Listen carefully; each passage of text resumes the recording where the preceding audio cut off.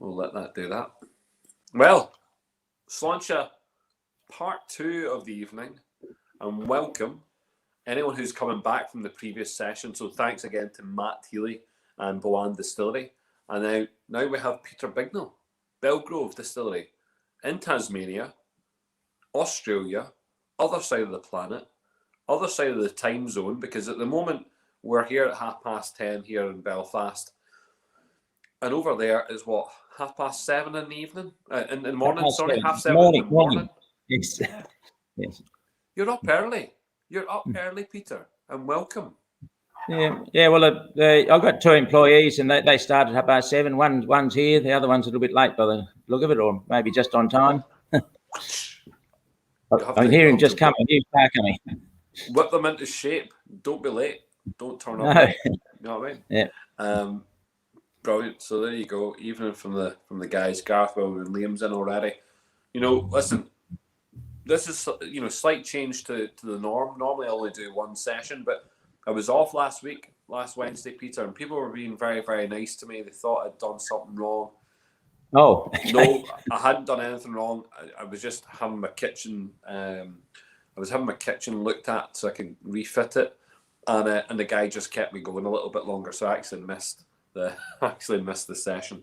But yeah, look, I want to give a wee shout out for Sláinte series is about saying thank you very much, and you came on board and you got involved last year with the festival, and you sent over some great whiskey. So we were managing to get your oat whiskey, batch 4, I believe, and I still have the remnants, the smallest little bit left. Yes.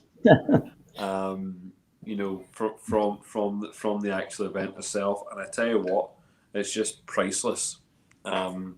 People will not be aware really of Australian whiskey, and someone said to me the other day, do you know what, we're totting up all these new Irish whiskey distilleries, and we're near. I think we're close to. We're over 30 whiskey distilleries now in Ireland. Who are going to be functioning within the next year at least, and that's a hell of a lot. But on the small island of Tasmania, that's nothing. That's nothing. Nothing. Nothing. No, I don't know how many there are here now, but there's over 60 distilleries. I'd say almost everyone except me makes gin. But there are quite a few of them are putting whiskey down.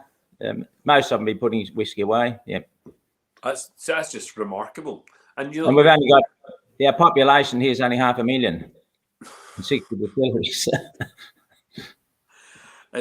So it's just mad. It's just mad. And when people think, people say, "Oh, there's too many Irish whiskey distilleries," or there's too much whiskey. There's just not too much whiskey. That's just bollocks. No, it's never enough. But there's never enough. When you look around the world, and lots of different people, lots of different countries are distilling whiskey. Australia have been doing it, and they've been doing it for a long time. So we've got, you've got pedigree in Australia. There's pedigree, whiskey production. And then you've got some guys who are, they're running through 20-year-old whiskey now, at least, isn't it, from Australia? Sullivan Cove, what's that? Yeah, Sullivan Cove, yeah. Yes. They're at 20, I think they're at 22 or 23 years old liquid at the moment. So there's definitely pedigree. There's this idea of the distilling, having been done illicitly for as long as there's been, people coming to the island, maybe dragged there or put there or whatever. That there has been this tradition of illicit distilling, distilling going on. Slightly different to your colleagues across the water in New Zealand, who have no rules, no nothing. But you guys have rules, don't you now? There's rules about how to make Australian whiskey, am I right? Yeah, well, there's not a lot of rules. Fortunately, we're not confined like your Irish pot still whiskey. You've got some very hard and fast rules, which are upsetting a lot of people, I believe. But here, all we've got to do is it's got to be made from a cereal grain mash, and it has to be aged in wooden barrels for at least 2 years, and that's pretty well all the rules. Good enough to have good rules. And I like the flexibility insofar as that, it's wooden casks. That's a good thing as well. let's think out, outside the box. Let's make sure we can try lots of different types of wood, and also that 2 years.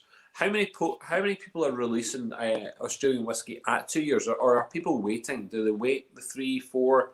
Do they give it more time? Well, I think that the new distilleries, when they first start up, I'd say pretty well all of them would release on 2 years, but not all. But some hold on. But it's financial constraints. That spend all this money building the distillery, and you want to get onto the market as quick as you can. Yeah. But there certainly are some that'll hold off. I remember one, Overeem's, when they, I think they might be in Ireland too, a bit of Overeem whiskey, but when they came online, they just refused to release anything, even though it was really good, before 5 years was up. But the 2 years, there are some, some of them a bit ordinary, but what they do, they mature them in the little 20-litre casks. And also our climate here is a lot more up and down with the temperature than you guys that have over there. We'll get temperatures in my distillery here. I used to age stuff up in the roof space until work safety got onto me, so I had to pull them all down. But the temperature up there would fluctuate from 47 degrees Celsius on a hot day to down to about 5 or 6 degrees by the early morning, and so the air inside the barrel would expand and create pressure and push whiskey into the wood. And then at night, we cool down, we get a vacuum and pull it back out again. So it's like jigging a tea bag here. Whereas, in a big warehouse, in a country like yours, where very reasonably steady climate, winter and summer might be different, but you just don't get those daily fluctuations in temperature. You definitely don't get that daily flux, and obviously in a lot of the, a lot of these. Sheds that are being used. Sheds, I mean, Jesus Christ, places, that were keeping bonds, that were keeping a lot of the whiskies in. The temperatures are really, they're not static, but they don't fluctuate up and down very quickly. And I think that's interesting. So we could be looking at, just for the 2 years, say, that might be an equivalent of a 4 or 5 year aging process here, potentially. That's often spoken about, yes. Yeah. And I think it'll end up a slightly different whiskey, but that's good both ways. Yes, and of course. Well, I think I've had whiskey from all over, and I tend to find that the ones from the hotter climates, particularly the Taiwanese whiskies, they're young, fresh whiskies, but here some of them taste like they've been around for a long time. Some of them taste like, some bourbons are like that similarly. You maybe get that with young bourbons. Sometimes they do, and they kind of come across a little bit older. But not Scotch or Irish. I think, you can tell a young Irish straight off the bat. You can tell a young Irish straight away. But I'm thinking that these ones are slightly different. I mean, how old is the batch 4? How old is this one? Comes in at 59%. Yeah, it'll be about 3 years. It was a blending of a couple of different barrels. I'd have to look up the records to know, but it wouldn't be any more than 3 years, that one. Yeah. Again, it's got a lot of body for a 3-year-old whiskey. And also by using casks that are they've had really good product in them before, where like port sherry bourbon casks, red wine casks, rum casks that are reasonably freshly dumped. Yeah. You'll pull the flavours out of them so much quicker than second, third, fourth fill casks. Those ones just need to wait there 10, 15, 20 years when they keep getting reused. And pretty well everybody here would have their casks, they'd be reshaved and refired, getting back to fresh wood and fresh heat on them. So that certainly speeds things up a fair bit. Tell me this, and Peter, obviously tell the world here, but what the crack is, oat whiskey, what else do you've got? Oat whiskey, you've got rye whiskey, you've got a couple of different products, don't you? Yes, I've got an interesting little one here. I'll put my glass out of the way before I knock it down. It's spelt whiskey. Yep. So that's made out of the grain, the old-fashioned wheat. These are just a few things. The white rye, the white dog. So that's just 100% rye grain there.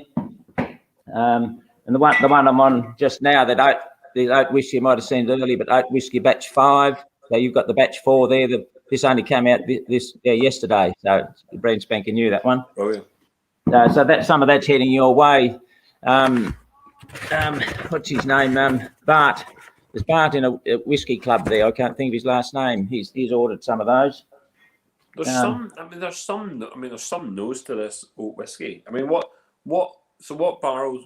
So you're using various barrels. This is just various barrels, but what's the process for the oat whiskey? What is the process here? It's a multi-grain. It's actually 4-grain whiskey. So there's the majority of the grain is oats, but then it's got wheat, rye, and barley in it as well. So some batches I've got the barley malted and some the rye is malted, and then we just blend them all back up again once the barrels are ready. And it's one of the finest whiskies that I've ever had, and is it in my top 100 without a shadow of a doubt, Peter? It's a really unique tasting whiskey, and it wants to be. Do you know what it wants to be? I say it wants to be a Scotch. It does want to be a Scotch, but at the same time, it has the complexity of some really, lovely Irish whiskies as well. It's got it's got a hybrid feel to it. And if this is what is going to be expected from your distillery, it's uniquely Tasmanian. Then if that's the way to look at it. Yeah, yes, well, it's just uniquely me. I think I just love it. Uniquely you. I don't like copying other people. I just go my own way, as long as I follow our rules. That it's it's made from a cereal grain and it's been aged for at least 2 years. And in wood, doesn't have to be oak wood, but yes, but I use oak. But I just love it. Love experimenting. I've got lots and lots of stuff. There's another one here. We're getting around to a hopped malt whiskey. So that's actually a distilled IPA. So for those who just who aren't distillers, whiskey is distilled beer. We make beer, but yes, with hops in it. But this did actually have the hops. My son has got a brew pub, T-Bone, and every now and again he does a bit of experimenting, and if it doesn't work, then he sends it up to me and I distill it. So we make this hopped malt whiskey, and the beautiful floral notes of the hops come through. And I've got just a peated rye. This did pretty well with Jim Murray Whiskey Bible. Somewhere up behind me there, there's I won the Southern Hemisphere Whiskey of the Year with a peated rye, not this batch, but the previous batch.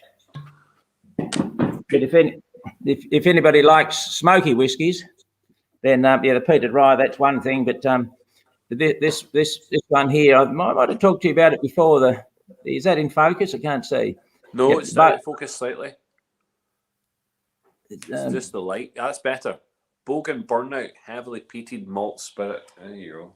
Yeah, so that's not aged yet. It's got a few more months to go, then it'll be officially whiskey here.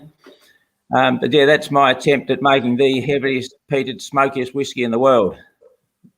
When it was the new make of it was absolutely disgusting. It got that nickname from people who tried it when it was new make, and they said that just smells like burnout rubber at a burnout competition.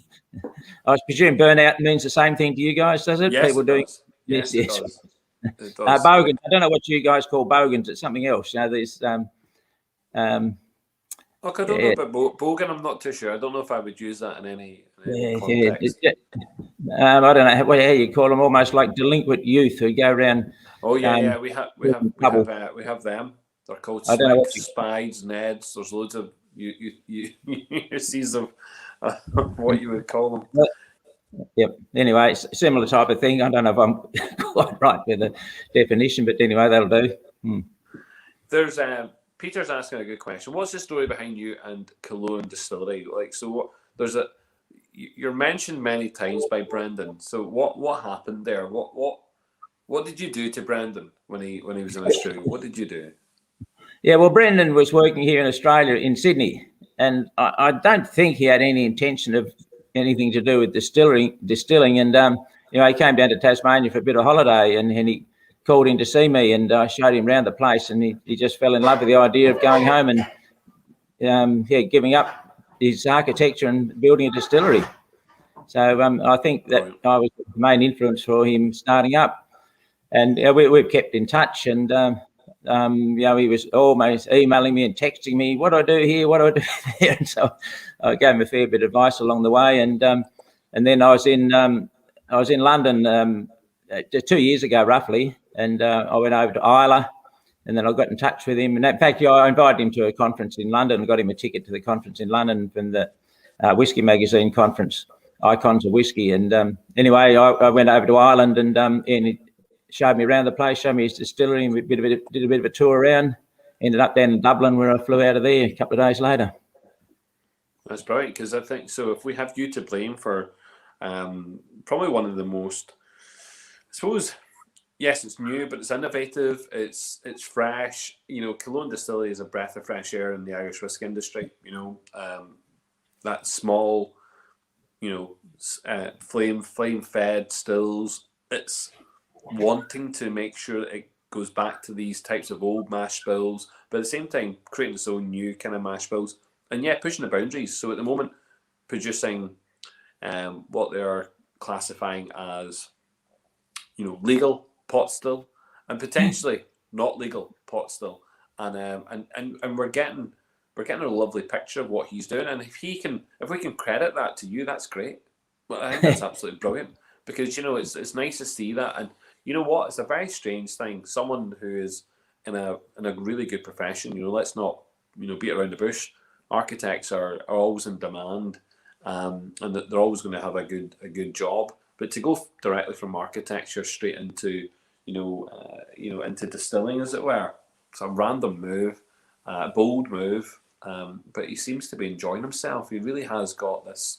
He's got a twinkle in his eye. He knows what he wants. But he always mentions yourself. He's always got something good to say.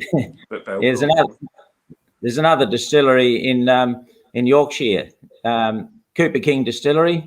Okay. Yeah, they started out much the same way. They came down here in Tasmania. They both had corporate type education, going to go into that sort of world, and then came to Tassie and did a bit of a whiskey tour, and it ended up here. And anyhow, they went back home to York and built themselves a distillery. Wow! So you're just influencing other people around the world, to do what you're doing, which is great. But your distillery isn't like every other distillery, so people need to imagine them, like a storybook. Peter, we could have a story about your distillery, because it's not your average. Here's your 3 stills. Here's your beautiful glass frontage. Here's your barrel. Here's your barrel stacked in a lovely shed. That is not what happens at your distillery, am I right?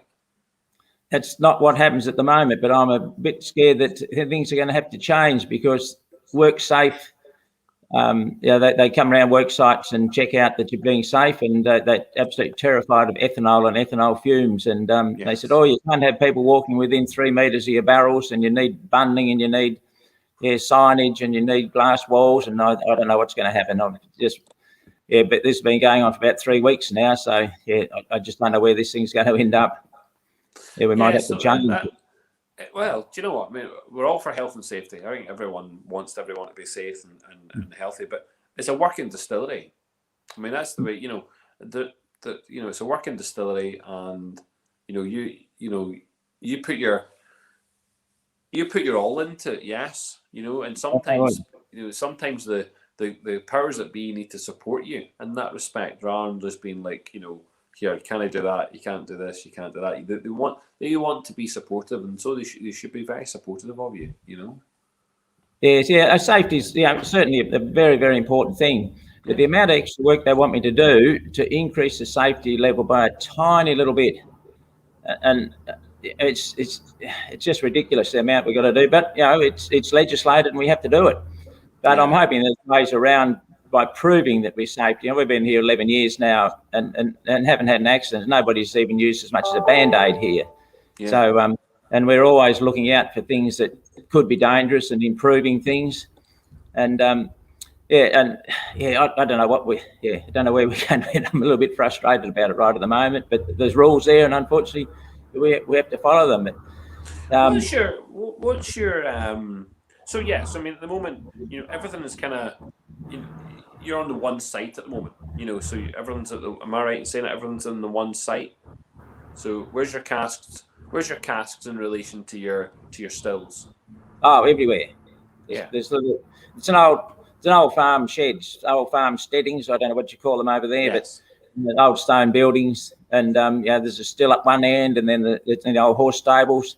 Then there's a packaging room next to the still where we put out all the bottles and send them off. And then there's a barrel room in another stall, another barrel room in another stall, and then we got another still a bit further up, and then more barrels a bit further along, and they're all sort of scattered everywhere. Which makes, for the people who come here on tours, they just love it. It's just so random. It's not all That's that. that's what I want people, and I want them in their heads to try and visualize what's going on there, because it just sounds absolutely epic. It just sounds the way it should be in some respects. I mean, don't get wrong. Like I love. We have some aesthetically pleasing distilleries. Like, don't get wrong. We have distilleries here in Ireland, obviously with distilleries in Scotland as well, which are just stunning to look at, absolutely stunning. And we had Matthew on from Boan earlier on. If you go to Boan, beautiful glass frontage, you can see the stills from outside. In fact, you can see the stills from the motorway, and you go inside, and it's a bit of a TARDIS. It's absolutely huge inside. On the outside, it looks a little bit smaller, but huge and very much a production, distillery. Very, everyone's neat. It's got its own space. But I don't see. I mean, I look at some of the very old pictures of distilleries that were on the go.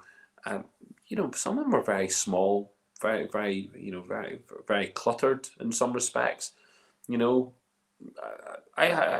actually fond of that. It actually has this whole, it's very romantic, Peter. I think your distillery is what I'm saying. It's a romantic thing. But it's just maybe the way some of us want it to be, imagining it, to be really different and really kind of quirky and, finding wee nooks and things going on there.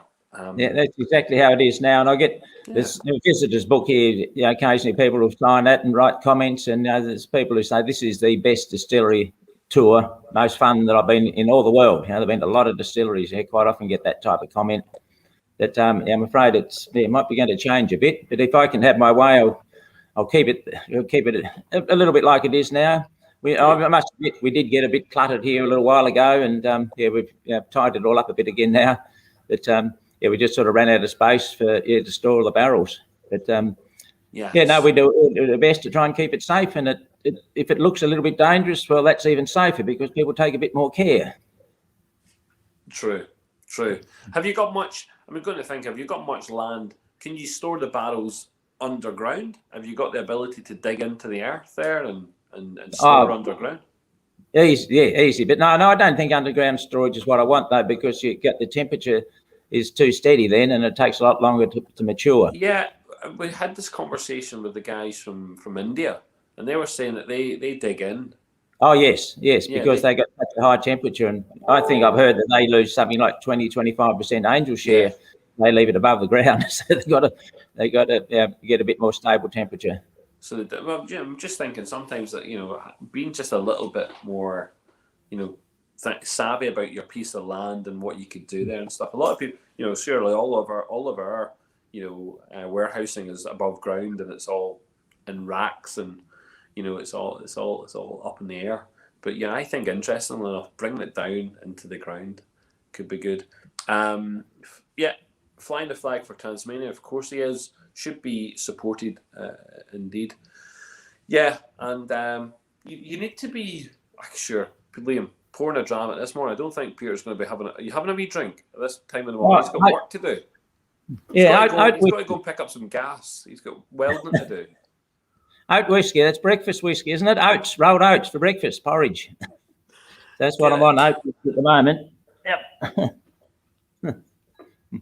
You're just right. Listen, we were very lucky to have you involved in the Whiskey Festival last year, and again, great that you want to come on board this year, which I think is good, because I think for me as a whiskey drinker, and as I say, like drinking whiskey from all over, it's just really good to see whiskies from other countries making it around the world, and we know that Scotch whiskey gets everywhere. It's in every pocket. You know, it's in every good town and every good city around the world. You're going to pick up some Scotch, and Irish whiskey, although it's not there yet, probably will be at some point. And coming from the other side of the world, Japanese whiskey seems to be moving around the world very quickly, and has done of late.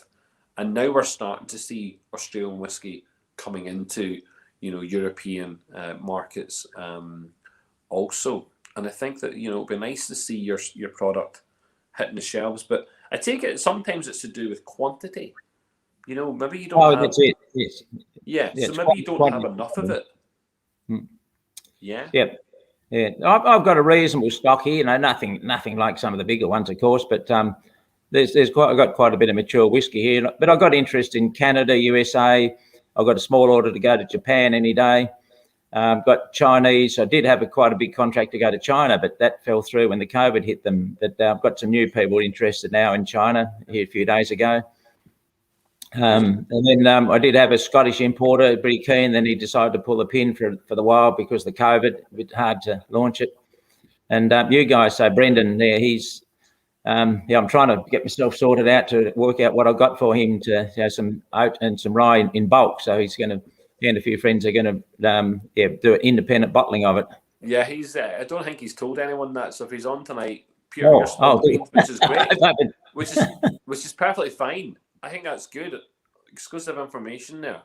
No, look, I think he has lots of plans at the moment, but I think it's a great thing, Peter. I think something like that is absolutely brilliant. But you need to have the quantity before you can send around the world. You need to have the quantity. What's the other? I mean, your production level, what's that in relation to the likes of Sullivan Cove, or to the likes of Bakery Hill, or to the likes of what else do we have? Lark. Well, where are you at? Oh no, I'm quite a bit smaller than any of those.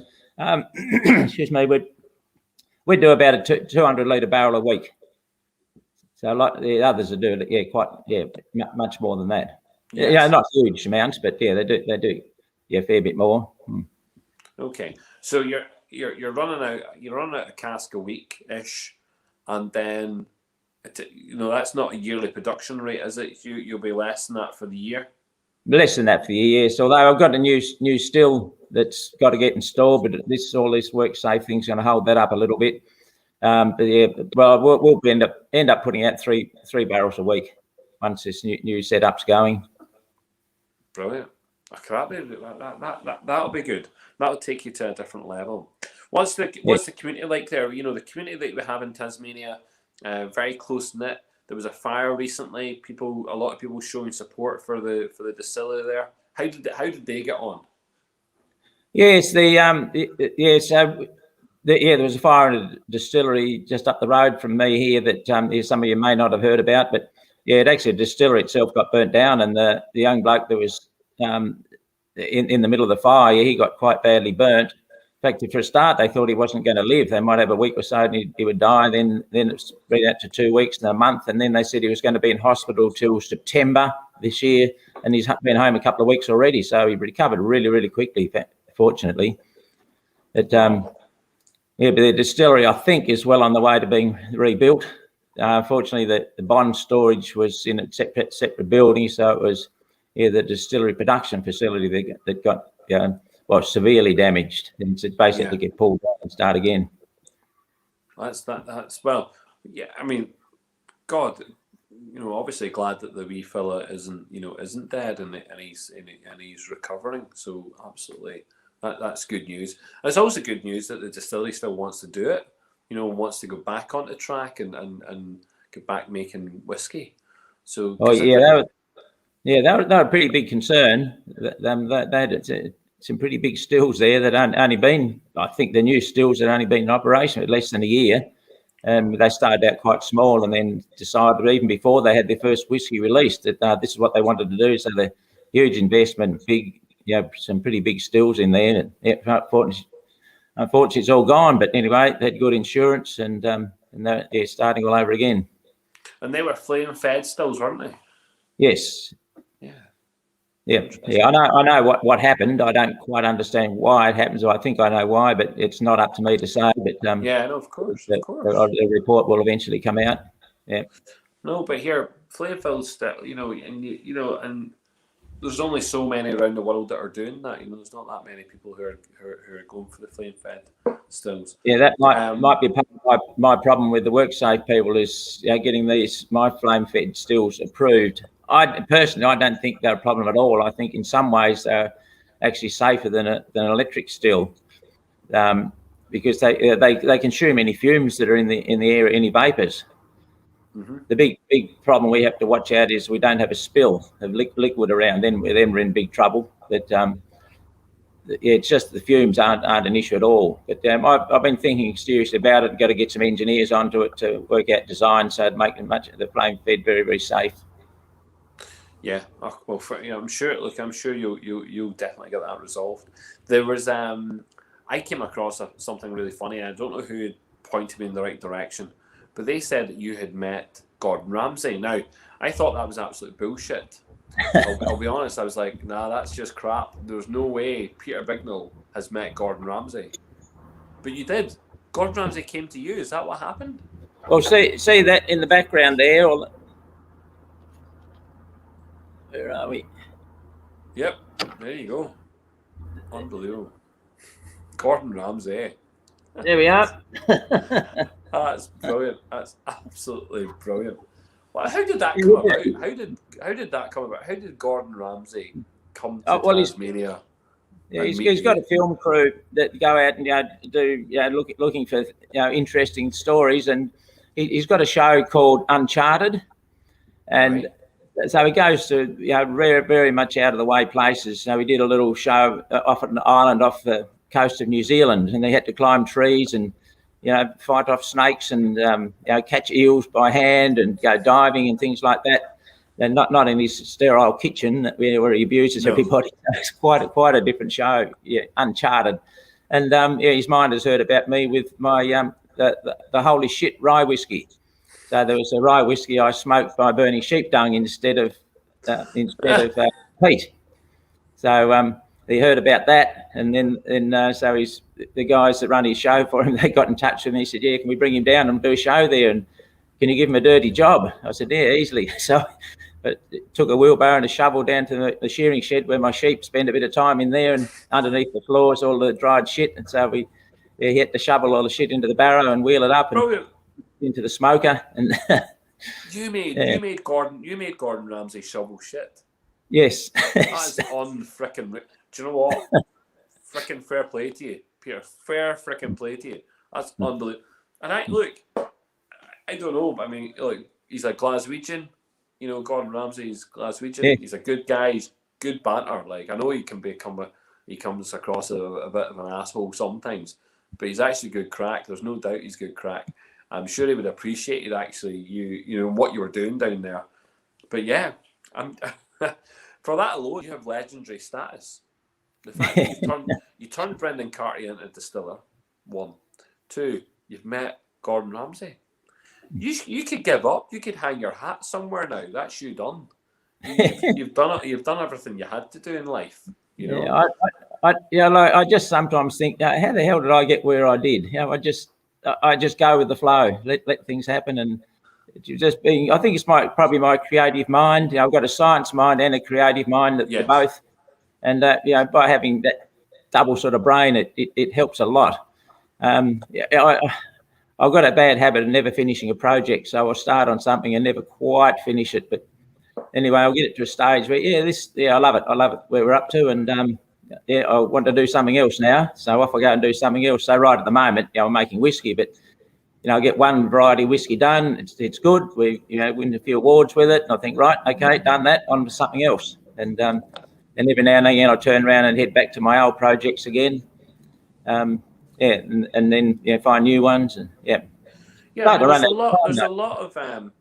lot of distilleries out there, lots of distilleries who focus on one spirit, and some of the best distilleries in the world, one style, and here Bushmills would be a prime example of that, one style.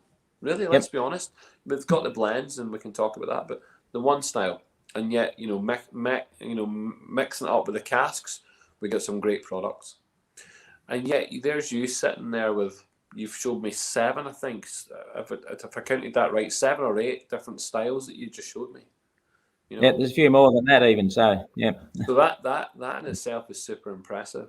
Yeah, Mark, I just get bored making the one style all the time. I'd get do you know up what? to a stage where we can't. We can maybe improve a tiny bit, and it gets to a stage where no, that's it. We can't. It's getting too hard to go anymore. So it's like a chocolate factory, though. Do you know what I mean? It's like, a chocolate factory that only specialises in the one chocolate can be a wee bit boring. Like, do you know what I mean? yes, But a chocolate factory that has like loads and loads of different types of chocolate sweets. Oh, here, wow, you know what I mean?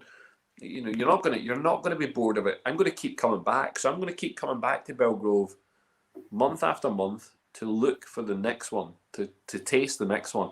You're going to garner some following just for that alone.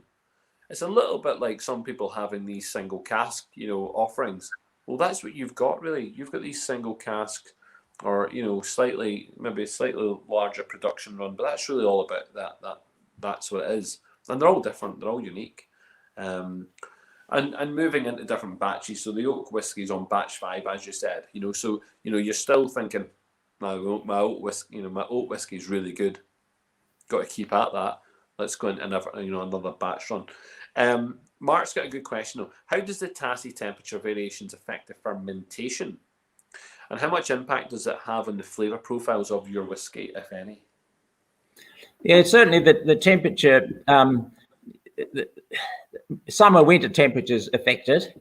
We got vats now that are 2,000 litres and wooden vats, so the fluctuating temperature on a daily basis doesn't really make much difference at all with that size vat. We don't have temperature control in there, except if it in the summertime they can sometimes get a little bit too hot, so we've got a cooling coil in there. We can cool them down again, but I not too fussed with trying to keep the fermentation's all constant. But yeah, there certainly does. They run a lot faster in the summer than they do in the winter time. But the bigger vats now that we've gone onto those, that they do tend to run a little bit more even. We used to do 1,000 litre ones in those plastic tanks with the metal frames around them, the IBCs we call them. Yes. And they're a bit more susceptible to hot and cold. But these big wooden vats now, they're 2,000 litre big barrels that they were old wine vats. And yeah, they're much more stable than those. But the only temperature control we need is just to stop them overheating sometimes. And where'd you get? Was there a local winery that you got them from?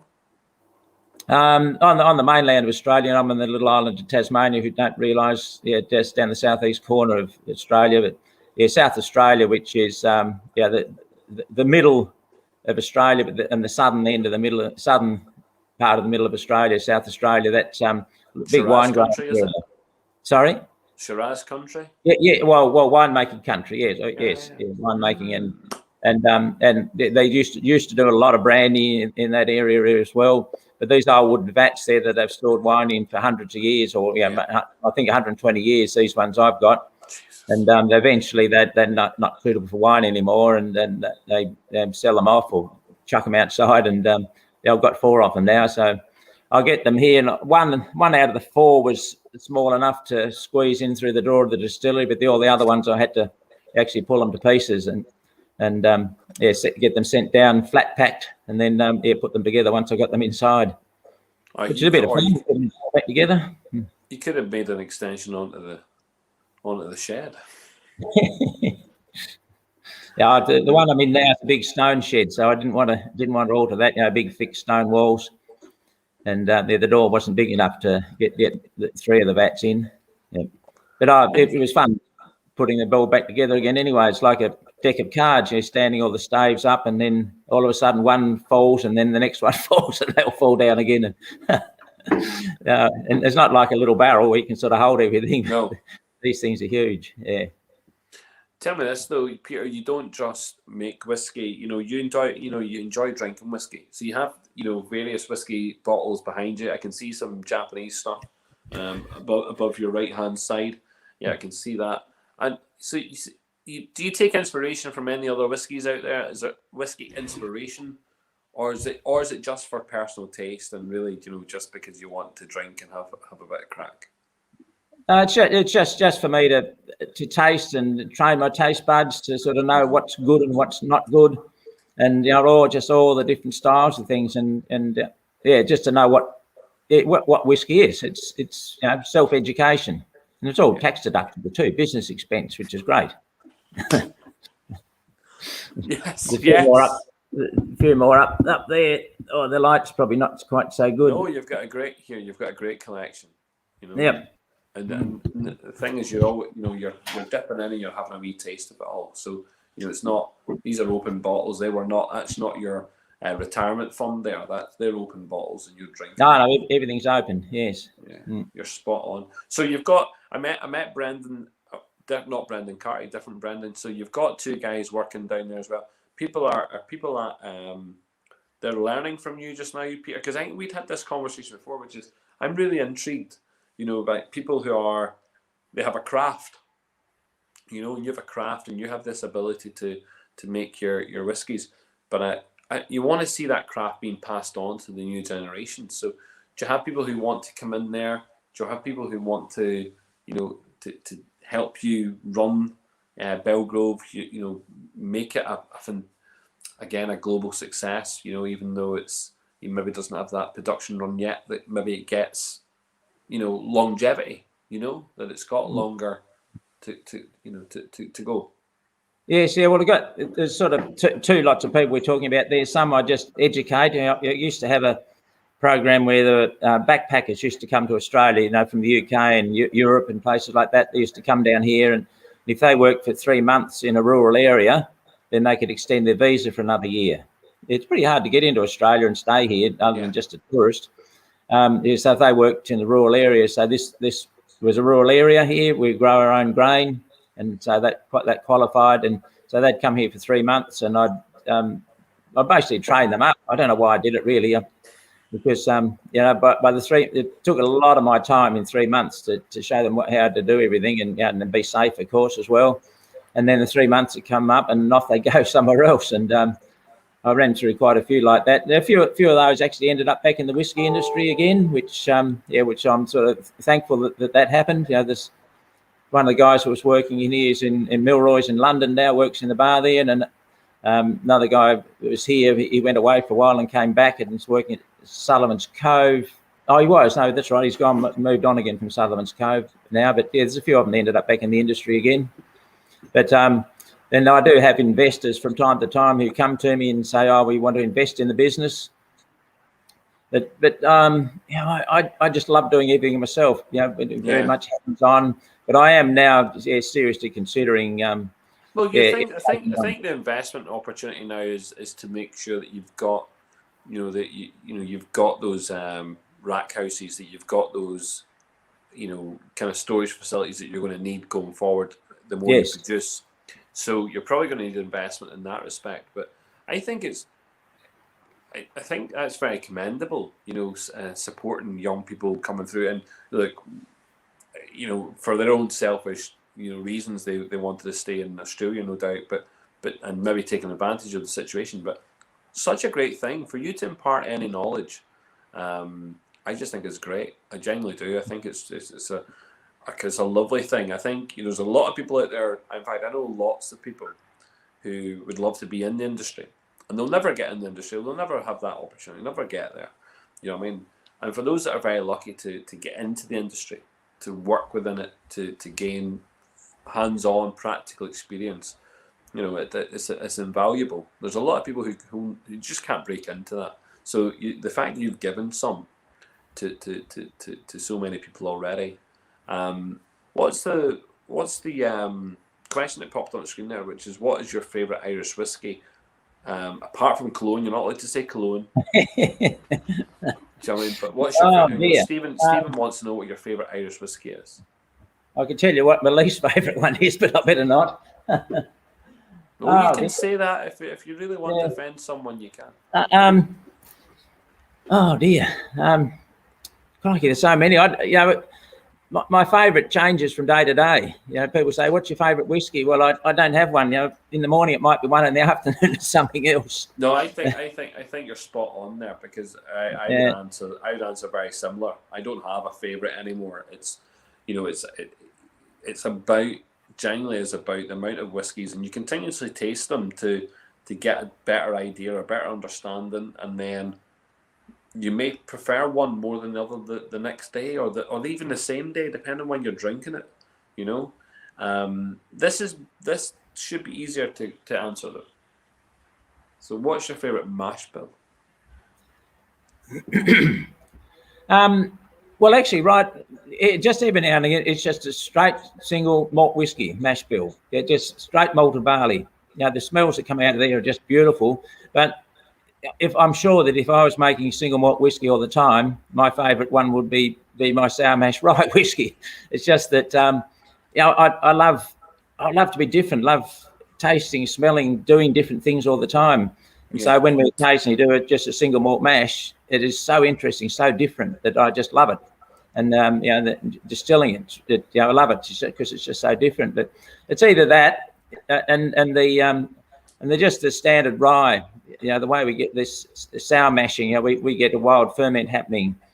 We do add commercial yeast as well, but we do get a fair bit of wild ferment happening in there. And when that's on the second or third day of fermentation, the smell out of that is just magnificent. There's beautiful fruity notes.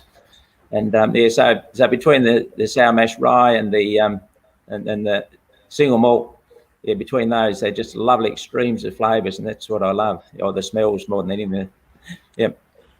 I think that's very honest. I think Stephen's question was a wee bit harder, to answer. I think that's spot on with your mash bill answer. Tell me this. This idea of having multiple or different variants, and they are all different variants. So it's not like it's not like we're looking at a single malt and we're just looking at cask expressions. We're looking at variants of your, I suppose, your concoctions. You didn't go and look in a book and think to myself, I'm going to copy X, Y, and Z. These are all your kind of tried and tested. You're in there, you're experimenting. This is something which is unique. I think this is, for me, it really is. And I know I was joking maybe about the Willy Wonka thing, and someone's mentioned it, Michael mentioned it, but it really is though. You come across as quite an eccentric, scientist who has decided that science is no longer important. What is important is making whiskey, and that you're going to, do everything you can within your own power to create some good whiskey. And I think that's, it's a really wizard kind of thing. It's like, it's no longer science. It's magical. It's beautiful, isn't it? We're now on. We're now on a mission to create some really good whiskey. You're having fun doing it, Peter. There's no doubt you're having fun. Oh yeah, it's got to be fun. Yeah, I've been called the Willy Wonka of whiskey. Yeah, that's what someone's saying here. Well, there we go. Yes. Yeah, but it is. You are. For most of us, I'm sure we're very jealous. The position that you're in, you're having some fun. You're creating some good stuff. You've meeting Gordon Ramsay, unbelievable. You've generally had an interesting time. The family, I take it, the family must be really supportive. Family must be there, just sitting back, applauding what you're doing. They must be very, very supportive. Yeah. They gave me a bit of grief at one stage when I was going to smoke the malt with sheep shit, and they said, "No, don't dare do that. Don't dare do that. You'll ruin your reputation." But no, it didn't. No, I didn't take any notice of it, so I went and did it anyway. Listen, one of the things, actually, Peter's just put the message up there. But one of the things about bringing you to Belfast Whisky Week is to bring Tasmanian whiskey to Belfast, and to bring, we want people from all around the world to come to Belfast and get involved with the festival. That's a fact. But I suppose this works in two ways. The more we talk about Belgrove Distillery, the more we talk about Tasmanian whiskey and the fact that there's over 60 distilleries, and at some point, there's going to be a shed load of whiskey available for people to go and sample in, Tasmania alone, let alone the rest of Australia. That it works two ways. This festival proclaims to be about Belfast, and it is. It's Belfast Whisky Week. but it's a worldwide festival at the moment. It's a worldwide festival where lots of people from around the world are getting involved. So we have participants from Australia. We have participants from Singapore across the way, and Canada, and America, South America, parts of Europe. So it's a worldwide event, and the more we can talk about Belgrove, the more we can talk about Tasmania. We want people to visit. So at some point, when the corridors open up and people are allowed to go because they've been vaccinated 100 times and they're okay, Yes. that they can go and visit. They can go and visit all these different places. It's a good place to come. It's a good place to come to at the moment if you're allowed to, because we've got no COVID here. I heard on the news this morning that it's been 339 days since we last had a COVID case in Tasmania. Unbelievable. So I mean, if I could pack my bags just now and head on over, I would. I most certainly would. If there was a job for me, I'd be there, Peter. I'd be there in a heartbeat. So he says, let's get a plane. Everyone jump on the plane. Let's all go to Tasmania. Is there a COVID edition of the Kissing a Stranger's brandy? Yes. Fennel, he's a way to get it. Good, fast. Fennel, it's good that you came back in. You were getting a bit of a ribbon about Fiona a minute ago on the other show.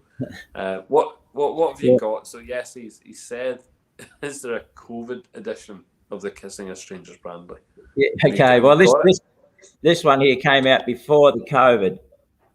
So kissing a stranger. Yeah. We might have, if it's COVID edition, we might have to triple distill it to be safe. But if for those who don't know what the Kissing a Stranger is, a few years ago there was a big wine tasting event in Sydney that was from natural winemakers that they don't use commercial yeasts, and they look after their land. They're biodynamic, organic, etc.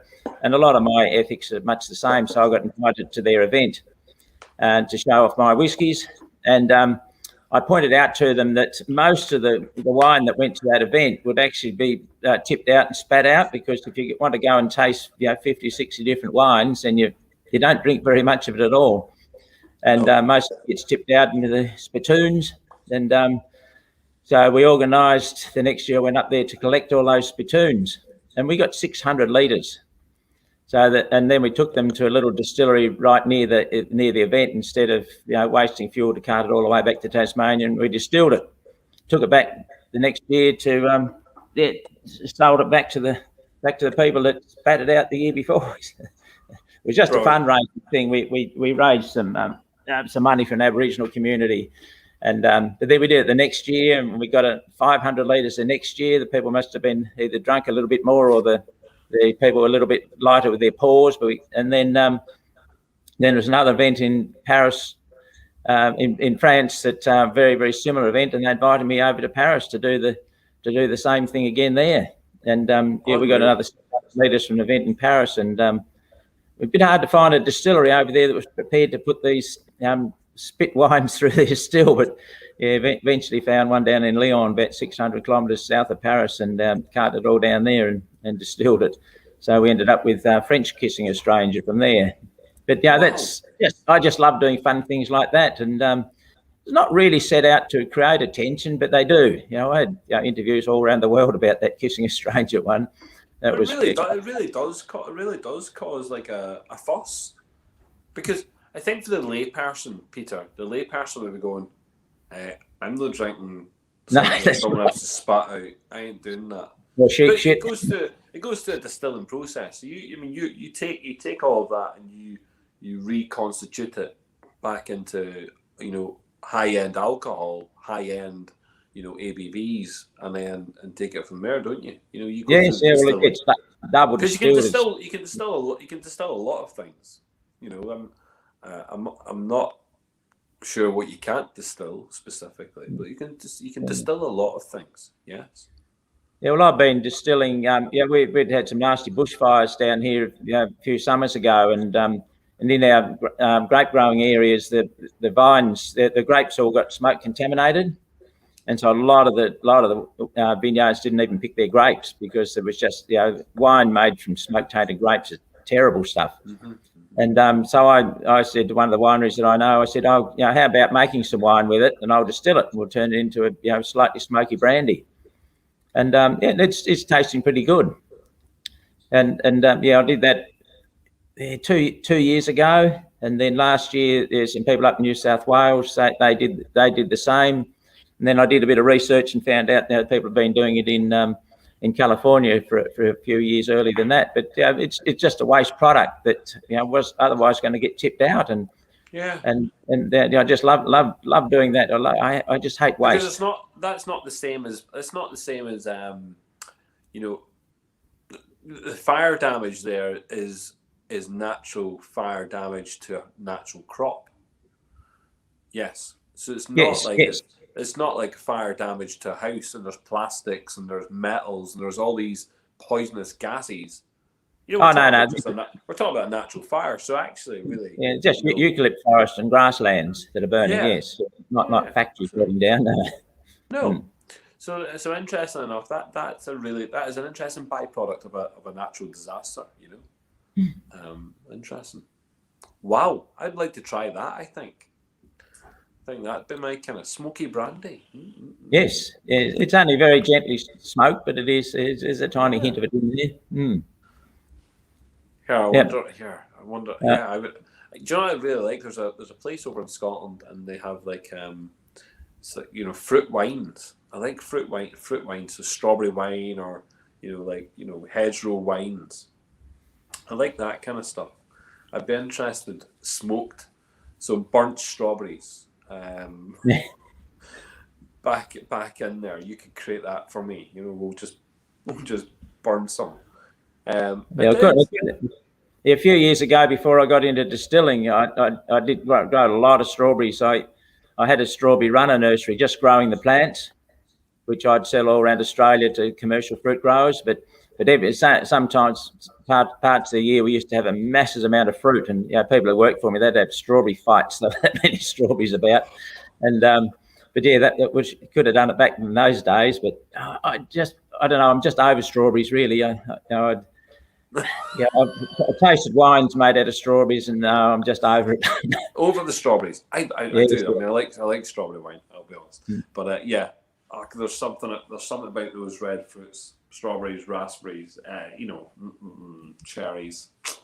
Yeah, someone I know made a bit of used some of my strawberries, and then they did a strawberry eau de vie. They fermented it and distilled it. Oh, no, didn't like it at all. Well, listen, Peter, you've got a long day ahead of you, and also, we are looking forward to seeing you at the festival. And you know what? We don't know in what guise we're going to see you at the festival. We haven't decided that yet. But what we do know is, if we can't physically get you on a plane to Belfast, we're going to live stream from Tasmania. So we're going to do some live streaming from the distillery. And look, it will be nice to try as many of those products as we can. I'm sure there's people on here who will really want to try, lots of different things. And look, I genuinely want to say thank you very much to Sláinte for coming on. And listen, I'm going to finish off I went actually when I was sipping away there. I had the oats, but then I realised that was all I had. So I moved on to a Ben Riach that I had there as well, Scottish whiskey. So I'm just going to go back just to the oats just now, just to say thank you. Okay. Oh, he's away. He's gone. Oh, he's way away back.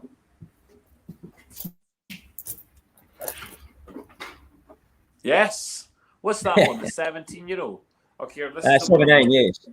Yep. This is one here. This is a 2008 peated port cask, single cask. It's good stuff. Yep. It's good stuff. That's only the outer. I don't know where the bottle is. Probably up there behind me somewhere. Probably drunk. So listen, thank you very much, Peter. And listen, thanks very much for everyone who stayed on late tonight. Excellent. Yep. Thank you very much for having me on. This is my breakfast. Cheers. Brilliant.